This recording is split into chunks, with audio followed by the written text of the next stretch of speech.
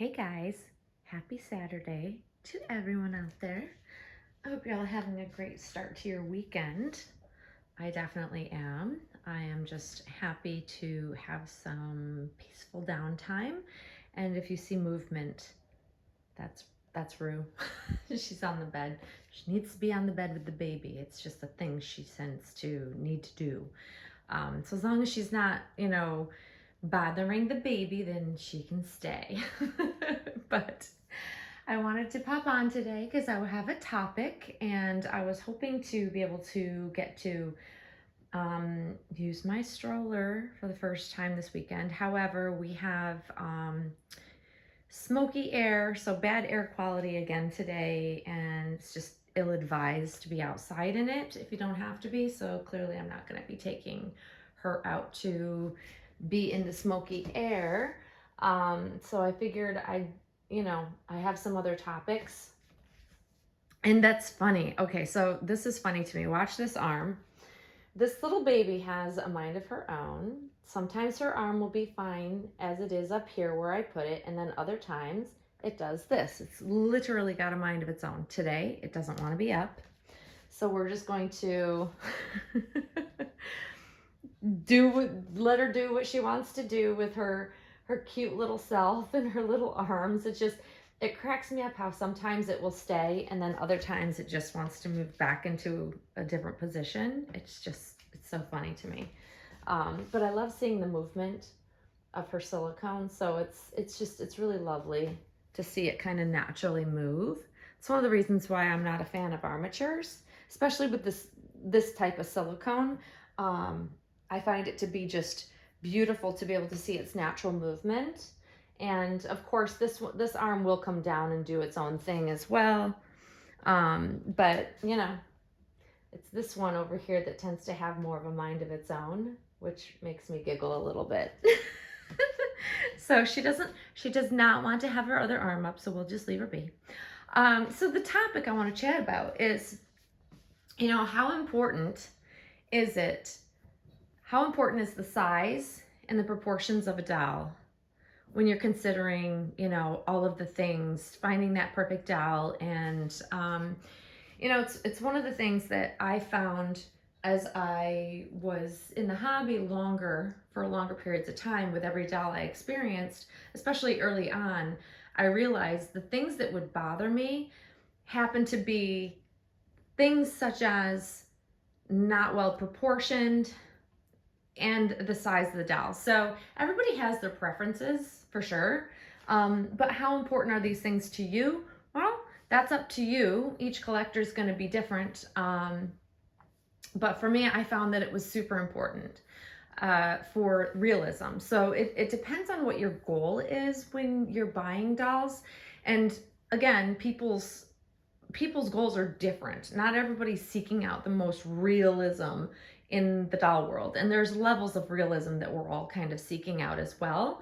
I, from the start, always have sought out ultra realistic, but I do have limits. Like I don't need, overly red, those moments, those uglier moments in a newborn's life when they're just first born, where everything is like hyper pigmented, like really, really red areas on the doll. That's just not my cup of tea.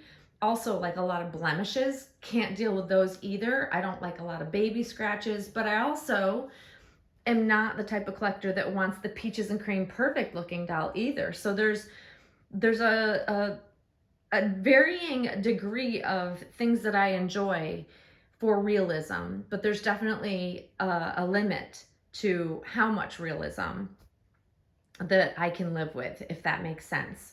And because we're all different, that's why, artists create different variations and stages of newborns. And I'm only talking about the newborn stage that I enjoy, because for me, I'm always seeking a newborn. I'm not seeking out toddlers. I'm not seeking out older babies. I love the newborn stage, and I have yet to crave or want to have anything other than that. So for me, newborn is what I'm looking for every time. something that depicts a true newborn with realism, but not too much realism. Like there's so many things. We try to check all those boxes as we figure out what we like. And for me, seeking ultra realism, size definitely matters. And what do I mean by that? So there are varying ranges of doll sizes, obviously, right? But when we're talking about newborns, young babies, there are certain size kits and silicone dolls out there that are available to us that are varying sizes and weights. And for me, based on my own personal experience as a mom, with my own children, I had big babies. So for me, and here we go, she's trying to get herself comfortable. I'm gonna have you sit down. You need to sit down. Sit down. There you go. Sorry guys, I need to keep her settled. And she's not gonna be settled until she digs up a spot and is comfortable, I suppose. Monroe, you're a good sport. However, okay, lay down. Lay down. I need you to lay down. Come on. Thank you. Let's keep things cool. My dog, she's crazy. Anyways, okay. So my babies were big babies. Like I had almost 9-pounders. And good grief. Okay, are we settled now? Lay down. Lay down. Lay down. Good grief. So I think that I have always seeked out a little bit larger babies for that reason. And ultimately, I would experience, like I would see a kit or I'd see a reborn that I like, and I wouldn't really look into how big is the kit, how long is the baby, how heavy is the baby, especially when you get into, all of the kits out there. They just are wide ranges, right? And I would get a smaller doll, like something under 20 inches and something really skinny or, just not very big, very light. And that could be silicone, it could be a reborn, it wouldn't matter. For me, it was really important to find the right size. So there are a lot of beautiful dolls out there, and I'm just gonna narrow this down to silicone. There's a lot of beautiful silicone dolls out there, silicone sculpts, but I have found that a lot of them, and it's hard to tell in a picture, right? It's very hard to tell how big a doll is in a picture, unless there's a point of reference next to it. But I have seen some beautiful, beautiful silicone sculpts that are simply just too small. And in real life, they wouldn't be realistically that size. Like a doll that's like 17, 18 inches is very small. 16 inches, also small. So if they were 16, 17 inches in real life, they'd be preemie. They'd be thin. They would not necessarily be filled out. So when I see sculpts that tend to be on the small side, like when I see like someone holding them and I see just how small they are, to me, that's where you lose me in with the realism. So what I'm always careful to seek out, and I was with her, because prior to her, if you guys remember, I had Janica, Lucy, and she was more on the side of a smaller newborn, and she was about as small as I could deal with, because she was not like a huge amount smaller, but she was shorter. She was shorter in length than Monroe, but her proportions were very different. Just smaller all around. And to me, once I had seen Monroe and I got to see her in comparison, because when Monroe was with her first mommy, I went to visit her and took Lucy with me, Janica. And in comparison, I suddenly was like, oh, like Monroe was like perfectly proportioned, had a big head. My kids always had big heads.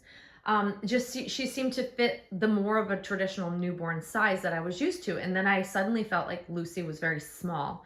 Her proportions were off. And until I got to see her next to a different doll, I didn't really notice that, which is unusual for me, because usually I'm good at picking things out like that. But once I got to see her side by side with Monroe, I was like, wow, okay, that's when I realized Monroe's proportions are fantastic. They're spot on. And what do I mean by proportion? So size, important. I need a big baby, but each collector's different. For me, realism, because I'm seeking realism, a certain level of realism, the baby has to be like, if it's supposed to be a newborn, it needs to be a true newborn size. So a 17-inch baby would not be a true full newborn size. So for me, size matters. For other collectors, maybe not so much, or you don't care. It's not something you've noticed. It's not something you worry about. Everybody's different. For me, these are the things I pick out, because if I want to take my doll out in public, or if people see the doll while I'm holding her, she needs to be realistic, and size for realism definitely makes a huge difference. So proportions, let's move on to proportions. So proportions are one of those things I picked up on very early on, probably because we had so little number of artists sculpting actual work when I started in this hobby. And every doll I had collected for a number of years, it felt like their heads were tiny in comparison to their bodies, as in limbs, bodies, arms, legs, all of that. And it was just one of those pet peeves of mine that I'm like, why are they making their heads so small? Like, we think that hats are big on our dolls now. Like, back in the day, man, oh my goodness.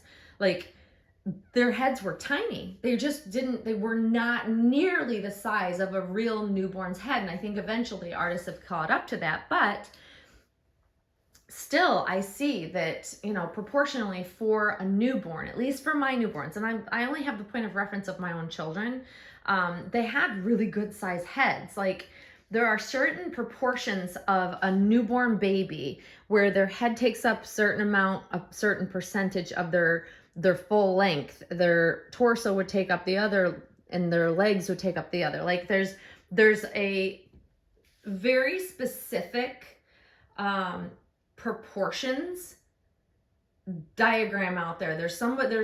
I remember talking to one of my friends once upon a time about this, that there's actually like an algorithm or a formula of proportions on a newborn baby that actually are correct. And some artists are able to achieve that and some aren't. And even within Claire Taylor's dolls, a lot of her dolls also, to me, seem like they had too small of heads for their bodies, until I got her.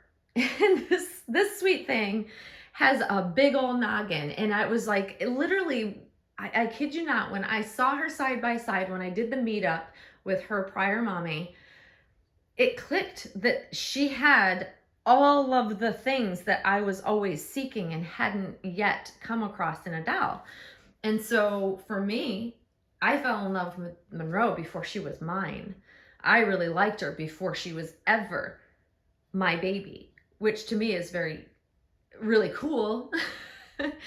But like, ultimately, like, the fact that she has like the chubby legs and long arms, they seem long, but they're actually very proportional to her body. And other collectors that have the Denayas say the same exact thing. There's something about the way that this baby is sculpted that it is absolute perfection of realism. That's why when you hold her, she feels so real. Like, Claire got it so spot on with this sculpt. I can't even begin to tell you, like, it's just, everything about this sculpt is just incredible to me. And I'm so grateful that I've been able to experience her. And had I never gone and met up with her previous mommy, I may not have ever realized that. But like, everything about her, like, I just, the size of her hands, and that's other things. So aside from like just general proportions, head, torso, legs, whatever, the right size hands matters. The right size feet matters. Like, I always kind of joke that she's got like chubby little perfect newborn feet. She really does. Her feet are a true size of a newborn's foot, like, hands down. And my babies were chubby. So my babies had, she looks like she's got short legs. Her legs are actually pretty long when you measure them and straighten them out, which I've done. because I wanted to know if she just had, if they looked short because they are so chubby, and that's exactly what they are. But if you straighten them out and measure them, her legs are spot on where they should be, for the size of her body, for the size of her head. Like her head circumference is like spot on for a large newborn baby. Same with the length of her arms, but the size of her hands also matter. Like there's a lot of sculpts that I see out there that, you know, if you're looking at head to body to legs, proportions and measurements, they seem off. Like a lot of full body silicones that I've seen lately tend to have like too long of legs. They're like too long for the rest of the baby. And they have really tiny feet, or they have really big feet. And it's just, there's no rhyme or reason to, I guess, how a sculptor sculpts. I know that some sculptors are very meticulous to actually measure them out, and then others just, they sculpt what they sculpt. So you get what you get. But like the size of all of them matters. The length of their toes, the length of their fingers, all of it is, those are things that I pay attention to that are important to me, because it all adds up to check all those boxes to how realistic is the doll. So if you're seeking ultra realism, then these are the things that, you know, because here's the thing. These are the things you pay attention to after you kind of start realizing. Like sometimes it takes us a while to realize what it is that, you know, feels off about a doll, or what we dislike about a doll. And that's kind of like the missing piece that a lot of collectors are like, I just can't put my finger on why the doll isn't for me. It just isn't. And so it makes it hard when you can't pinpoint what it is, if you can't eliminate it in the next doll, if that makes sense. So for me, I always had like this checklist. So, okay, this is something I don't like. This is something I do like. This is something I'm looking for. And this is something I want to steer clear of. Like, I don't like straight leg babies. I have a thing about it. Bothers me. It's just, I just don't care for straight leg babies. I don't know why. Early on, I figured that out. And so I avoid them. I need curled up babies. She has curled up legs. But there are things that I, you know, started to realize I liked or disliked as I was collecting with each new doll, so that I could kind of like rule out and seek out certain things that I know I'm looking for, versus wasting my money on another doll that had the things that I didn't like. So I didn't want to waste my money. So with every doll purchase, I was checking off more of the boxes that I thought I would like, until I got to, you know, closest to what I found to be like the perfect doll for me. But I think for me, I've noticed proportional dolls are very important to me, because when they're not, I notice it immediately, and I can't unsee it once I've seen it. So when I see new dolls that come on the market in different, you know, new sculpts and things like that, whether it be a silicone or if it's, you know, a vinyl sculpt, they have to be super, super proportional for me to even go, okay, I might consider. Like with the Laura kit, like very proportionally sculpted, beautiful sculpt, fantastic sculpt. I mean, it's Bonnie Brown's work. It's, you know, we wouldn't expect anything less than the best from her. And she really gets it right. Versus some other kits that I really liked the face on, but then the rest of the body, there were things about it that I know I wouldn't get over. So it's really, really those things that I think that once you start noticing and you realize, then you can kind of save yourself the waste of money of buying another doll that has characteristics about it that, you know, you don't like. And like I said, everybody's different to what their preferences are. So it may not ever even cross your mind or bother you if a doll is proportional or not. You just see a cute doll and you want it, you buy it, and you're happy with it. I wish I was that way. I really do, because it would have saved me a lot of, you know, buying and selling over the years. But I'm also very grateful because, you know, I ended up and landed with Monroe, and she's a very special baby, and I'm super fortunate. And there are others out there, but there's only literally, like, I think one other sculpt that's a full body silicone that's even made me think, maybe. But for the most part, I see the flaws in a lot of the dolls that are introduced, and I'm just not interested. That's part of the reason why I stopped seeking It's part of the reason why I haven't been tempted. It has to take the right doll. It has to be proportionally correct. It has to be the right size. Tend to lean on the bigger side of things. You know, all of those boxes would have to be checked before I would even remotely consider buying and investing in another full body silicone doll. It has to be like, it'd have to be really, you know, perfect to me. But if you are aware moving forward with your purchases and you know what you like, I would say, like, literally I have a written down list of the things that I look for, and I, you know, if I'm really strongly considering a doll, I'll start reviewing that list and, okay, does it fit the criteria? And then I ask questions about like the head circumference, and I really look closely at the size of the doll's hands, right down to the size of the wrists. Like, let me just show you. For as fat as this baby is, she's got very petite little wrists. You can see that she's got very petite little wrists. And she can be fat, but she can also still have, like, you know, the traditional bone structure and typical bone structure of a newborn baby. Like, she's still delicate in those right spots. And same with her ankles. She's got little chubby ankles, but they're very proportional. You know, and that matters. That definitely matters. Yeah, so all of those things, I notice every bit of them. Every bit of it is important to me. So I literally go from top to bottom, like over the doll with a fine tooth comb, and I ask, those are the types of questions I will ask because I need to know. It's a huge investment, especially if you're considering a full body silicone doll. You want to make sure that it's going to be the right doll. And we want to do all of the things before we spend our money, you know, so that we can ensure that the odds are in our favor that we'll love the doll. So all of those things matter to me. So I figured this is a great conversation to put out there because people are constantly asking me, how did you know? How did you know? Like, I saw her in person. I was lucky enough to see this baby in person to know that she was spot on. Everything about her was what I was looking for, and I'm just still so grateful. She's fantastic, and I love her. Oh gosh, she's so special. I love this baby. So hopefully that's helpful to somebody. It also kind of explains like my mental checklist, and these are the big ones that really need to be right for me. So hopefully, you know, if it's not something you've considered, it might be something you want to consider if you've had doll purchases in the past, or you still haven't found the right doll and you can't really put your finger on it. Take a look at the proportions.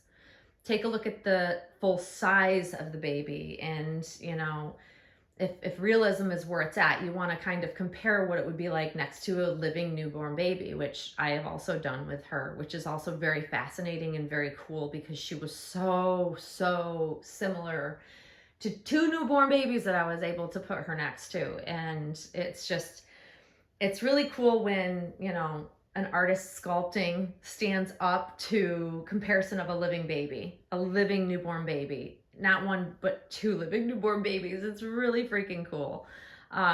So yeah, it's just, yeah, it's really interesting. So yeah, I hope this helps anybody out there that's really seeking out the right doll and they still haven't been able to find it. Definitely make a list. A list works. It does. And here's the other thing, try new things. When you think you wouldn't like something, you may end up really loving it. And that was exactly how it was for me. I tried different dolls that were out of my comfort zone, and I went, oh my God, I really love this. Like I used to buy reborns that had straight legs all the time, and I just was like, ugh, gosh, like what is about the doll? And then I'm like, but do I want curled up legs? No, I don't want curled up legs. So I went to slightly bent and liked that better. And then when I realized, because I'm like, I'd never want a curled up doll. When Elliot Lucas came out by Andrea Arcello, Arcello, I'm not sure how to pronounce her last name. I was like, love the sculpt, because that sculpt is also proportionally fantastic. But I didn't like that the legs were curled up. Like he has very curled up legs. And it was in the more firm silicone. So he's not done in a super soft silicone. So I'm like, there's no way you could dress that baby. I would be worried I'd be breaking legs off, you know. And I'm like, I just don't think I would like the curled up legs.